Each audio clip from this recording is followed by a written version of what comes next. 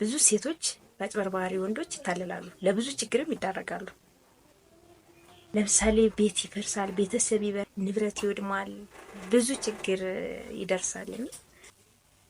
በጓደኝነት ታይም መስሎም ይቀርባሉ፣ አስመሳዮች አሉ። 5 4 ልጅ ወልደው ግን አንቺን ሲቀርብሽ ምንም አላገባውም ሊልሽ ይችላል። እኔ ላንቺ የመጀመሪያ ነኝ፣ ሞትኩልሽ፣ እወድሻለሁኝ፣ ካላንቺ ማንም የለኝ። ምክንያቱም ሴት ልጅ ወንድን ታምናለች እና በዛ የተነሳ እወድሻለሁ፣ አፈቅርሻለሁ፣ በቃ ሞትኩልሽ አለኝ ብላ ብዙ ህይወቷን አሳልፋ ትሰጣለች። በዛን ጊዜ ሳታቅ ወደ ህይወቷ ልታመጣ ትችላለች፣ ልታገባ ትችላለች። ከዛም ካገባች በኋላ በሳምንት ሌላ ህይወት ሌላ ጸባይ ሊያሳየት ይችላል። እና ይሄ ሁሉ የሚሆነው ስብናው ምንድነው? ፈራ እግዚአብሔር አለ ወይ? ገና ወድሻለሁ ስላለሽ ብቻ ፍቅርሻለሁ ስላለሽ ብቻ አንቺ ሞተሻል ለዛ ሰው ወጣ። ምክንያቱም ይወደኛል፣ በቃ ሁሉ ነገሬ ነው፣ አሪፍ ባላገኘው አሪፍ ጓደኛ ያገኘው እንዴ ምናምን ትያለሽ። ሁሉ ነገርሽን ልብሽን አውጥተሽ ትሰጫለሽ። በቃ ይሄ የኔ ፋሚሊ ነው ጓደኛ ነው ምናምን ብለሽ ለቤተሰብ ታስተዋውቂያለሽ። ሁሉ ነገሬ ነው ትያለሽ። ንብረት ካለሽ ንብረትሽን ታካፍያለሽ። ብር መላክ ውጪ ምትኖሪ ከሆነ ለዛ ሰው ብር መላክ ትጀምሪያለሽ። እንግዲህ ወድሻለሁ ሞትኩልሽ ስላለሽ ብቻ ነው ባፏ መንሸው። ከዛም በኋላ እንደዛ ስላለሽ ብቻ ለጋብቻና ለእንትን ትበቂያለሽ። መጨረሻ በሳምንት ውስጥ ሌላ ጦርነት ይፈል። ባህሪው ተለየ። ምንድነው ነገሩ? በፊት ማቀው ሌላ ነው፣ አሁን ማቀው ደግሞ ሌላ ባህሪ ሆነብኝ። ምንድነው ነገሩ ትያለሽ። ምክንያቱም ያ ሰው ሲቀርብሽ መጀመሪያ ያንቺ አልነበረም፣ ሌላ ህይወት ሌላ ትዳር ነበር። ቤቱን ፈቶ ወይም አፍርሶ አይደለም የመጣው። ሲጀመር ትዳርና ቤቱን ፈቶ የመጣ ባልም አይሆንሽም። እንኳን ትዳርና እንትን ይያለው ወደ አንቺ የመጣን ሰው ቀርቶ እና ሴት ልጅ የሚገርማችሁ ቻንሱ አንድ ነው። እውነት ሴት ልጅ እኔ እውነቱን ነው የምነግርሽ፣ ቻንስሽ አንድና አንድ ነው። እሱም ቢሆን መርጠሽ ማግባት፣ የሚሆንሽን መምረጥ። ምርጫሽ አንድ ነው። አንዴ ህይወትሽ ከተበላሸ፣ አንዴ ማይሆን ህይወት ውስጥ ከገባሽ ህይወትሽ ምስቅልቅሉ ነው የሚወጣው።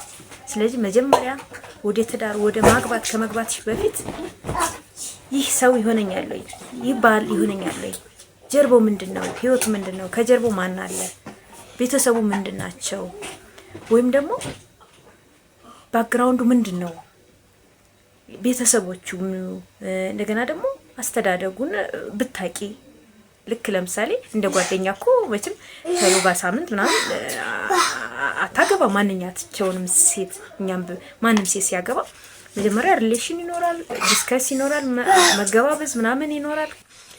ከዛም በኋላ ነው ወደ ትዳሩ ከሆነሽ ይሆነኛል ብለሽ ካሰብሽ በኋላ ወደ ትዳር የምትገቢው አይደለ? ስለዚህ በዛን ታይም እንትን ማለት በዛን ታይም ማጣራት፣ ይሄ ሰው ምንድነው፣ ሴት ልጅ ብለናት በነገራችን ላይና ምንድነው፣ ቤተሰቦችን ምንድናቸው አስተዋወቀኝ በፊት ከማግባትሽ በፊት። እንዴ አንዳንድ ሴቶችን ሲያታልሉ እንደሚላችሁ ታውቃላችሁ። እኔ ምንም ቤተሰብ የለኝም፣ እኔ በቃ ቤተሰብ በምድር ላይ የለኝም፣ እኔ ነኝ ያለሁት ይላል። እና አንዳንድ ወንዶች ለማጭበርበር እንድመቻቸው ቤተሰብ እኮ የለኝም፣ ቤተሰብ አስተዋወቀኝ ምናምን ስትለው ሴቷ ጓደኛ ቤተሰብ የለኝም እኔ በቃ ማን ላስተዋወቅሽ አንድ እኔ ነኝ ምናምን ይላል። እሱን ሰውዬ እንዳታምኚው። ምክንያቱም ቤተሰቦቹን የማያስታውቅበት ምክንያት ይኖረዋል። ወይ አንቺን አይፈልግሽም፣ ወይም ብርሽም ብሎ ነው የቀረበው፣ ወይም ደግሞ መጫወቻ ሊያረግሽ ነው የፈለገው። ገብቶሻል? እና እንደዚህ እያለሽ ቤተሰብ የለኝም እያለሽ እንዴት ነው እሱ ልታገቢ? ቤተሰብ ይኖረዋል፣ አክስት፣ አጎት፣ እናት፣ አባት ባይኖረው የሆነ ዘር ማንዘር ይኖረዋል። እንዴት በምድር ላይ አንድ ሆኖ ይፈጠራል ሰው? እና ብዙ ወንዶች ብዙ ሜትድ ይጠቀማሉ ሴትን ለማታለል። 5 4 2 ወልዶ ሚስቱን አስቀምጦ እኮ ያገቡ ስንቶች ናቸው ወንዶች። ሴት የተታለለች ካገባችሁ በኋላ ስታቅ ከሳምንት ከሆነ ጊዜ በኋላ ያገባችሁ ወይ 2 ልጅ ወይ 3 ልጅ ኖሮ ታገኛለች። አስቡት እንግዲህ ምን እንደሚፈጠር በድብቅ ማለት ነው። እና ብዙ ሴቶች እወድሻለሁ ሞትኩልሽ ያለሽን ሁሉ አትመኝ እንዴ። ይወደኛል እኮ እኔ እኮ ይወደኛል እወድሻለሁ ብሎኛል እኮ በጣም ነው የሚወደኝ ምናምን ትያለሽ። ግን መውደድ በአፍ ብቻ አይደለም። ሲወድሽ የሚወድሽ ትክክለኛ ሰው ከሆነ ህይወቱን፣ ቤተሰቡ፣ ሁሉን ነገር አሳልፎ ነው የሚያሳይሽ። የሚደብቀው ነገር የለውም። እቺ ሴት ትሆነኛለች በቃ እቺን ማግባት አለብኝ ብሎ ካሰበሽ ላንቺ ማይሆነው ነገር የለም። እንኳን ቤተሰብ ሊደብቅ ቀርቶ ብዙ ነገሩ ነው የሚሆንልሽና ወንድ ልጅ የሚሆንና የማይሆን በእይታ ያስታውቃል፣ በአነጋገሩ ያስታውቃል፣ በሚያደርጋቸው አክቶች ያስታውቅበታል። እውነት ነው። ሴት ልጅ ደግሞ ብዙ እንትኖች አላት፣ ጥበብ አላት። ይሄ ወንድ ይሆነኛል አይሆነኝም፣ ለትዳር ለባል ይሆንልኛል ወይስ እንዴት ነው? ቁመናና መልክ እኮ አይተሽ አይደለም መግባት ያለብሽ። አንዳንድ ሴቶች መልኩን ወደድኩ ቁመናውን ምናምን ብላችሁ ትገባላችሁ። መልክና ቁመና አይደለም የሰው ልጅ እንትኑ። መልኩና ቁመናውን አሳምሮ ያ ሰው ባክግራውንዱን ከገባ በኋላ ባክግራውንድን ስታጠኝ ሌላ ሆኖ ብታገኙስ?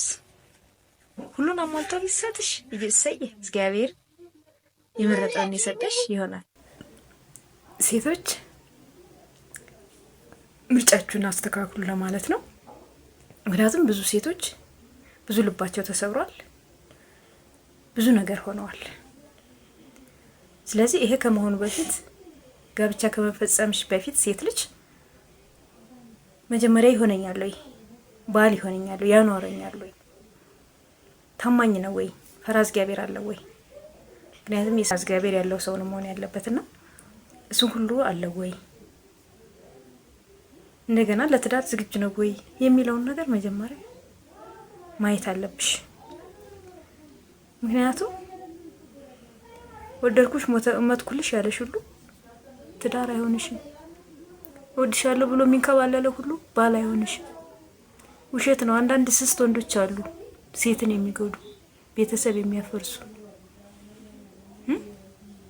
ታቸው ትዳር እያላቸው እያወቁ እኮ ብዙ ነገር የሚያደርጉ አሉ። እና ከሱ ራስሽን ጠብቂ ለማለት ነው።